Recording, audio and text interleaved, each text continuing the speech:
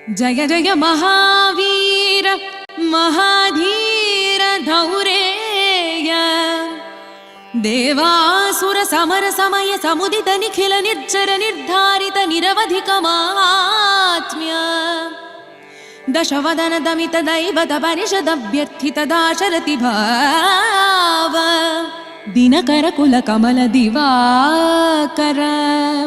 दिविशदधिपति रण सहचरण चतुर दशरथ चरमरण विमोचन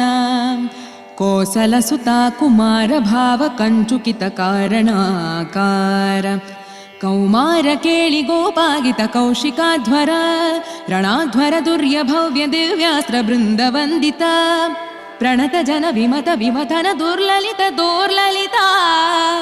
तनुतर विशिख विताडन विघटित विशरारु शरारु ताटका ताटकेय जड किरण शकलधर जटिल नटपति मकुट तट नटन पटु विबुध सरिदधि बहुळ मधुगलन ललित पद नलिन रज उपमृदित निज वृजिन जहदु फलतनु रुचिर परम मुनिवर युवति नुता कुशिक सुत कथित विदित नव विविध कथा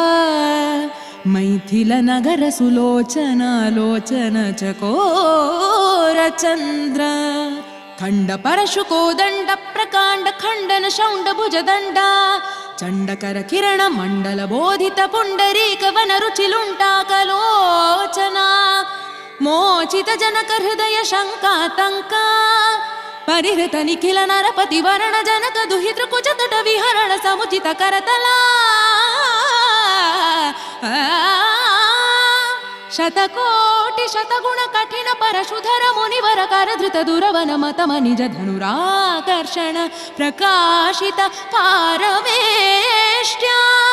क्रतुहर शिखरि कंतुक विहृत्युन्मुख जगदरुन्तुत जित हरिदन्ति दंत दन्तुर दशवदन दमन कुशल दश शत भुज मुख नृपति कुल रुधिर जर भरित पृथुतर तटाक दर्पित पितृक भृगुपति सुगति विहति कर नत पारुडिषु परिघा